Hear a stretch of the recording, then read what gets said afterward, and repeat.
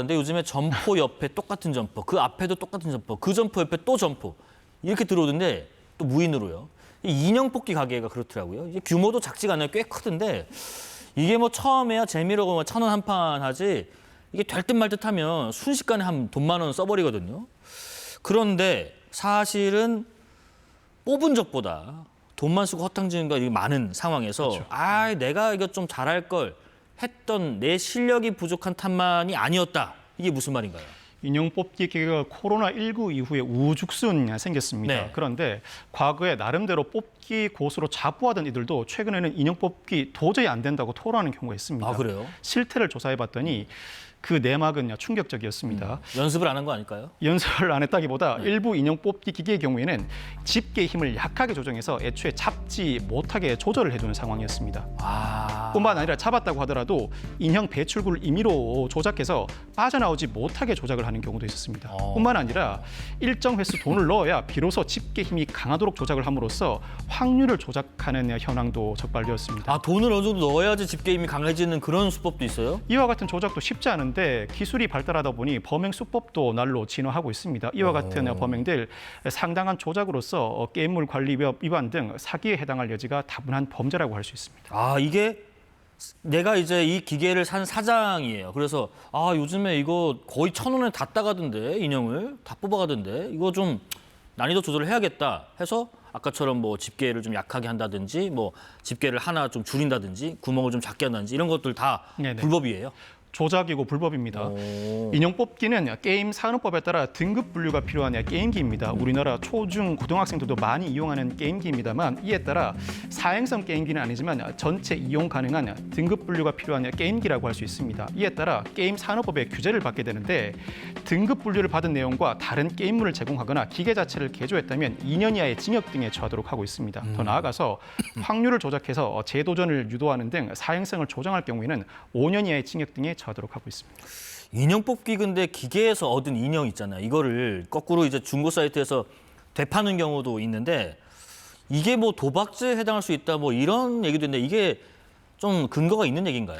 인형 뽑기로 뽑은 인형을 되판다면 돈으로 환전할 수 있으니 도박죄에 해당하는 것 아닌가라는 의견이 제시되고 있습니다. 그렇지만 개인 간의 거래는 일반 중고 거래와 다를 바가 없어서 규제할 대상이 아닙니다. 그렇지만 애초에 업주가 이 인형을 되사주거나 환전을 알선한 경우에는 이때는 게임 산업법 위반이나 도박죄에 해당할 여지가 있습니다. 이때는 당국이 규제를 하게 됩니다.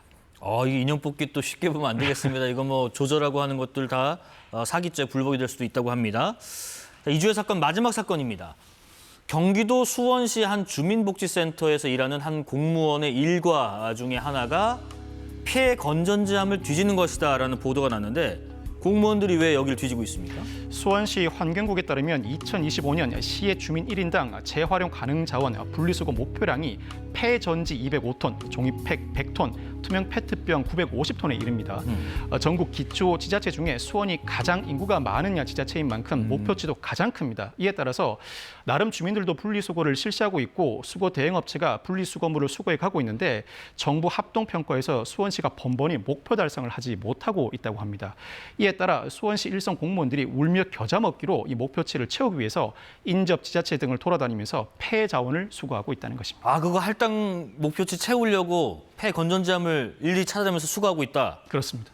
이거 공무원분들 좀 불만 목소리가 만만치 않을 것 같은데 어떤가요? 특히 지난 11일에 품목별 수거량 20% 상향 공문이 하달되자 수원시 공무원들 분노가 극에 달했습니다. 수원시 공무원 노조가 운영하는 익명 게시판에는 부시장 관심 높은 사항이라는데 단순 목표치를 높이는 게 무슨 소용이냐. 나 때도 옆동까지 넘어가서 수거하고 화성 용인까지 넘어가서 가져오던 일이 있었는데 이게 아직도 해결이 안 됐냐.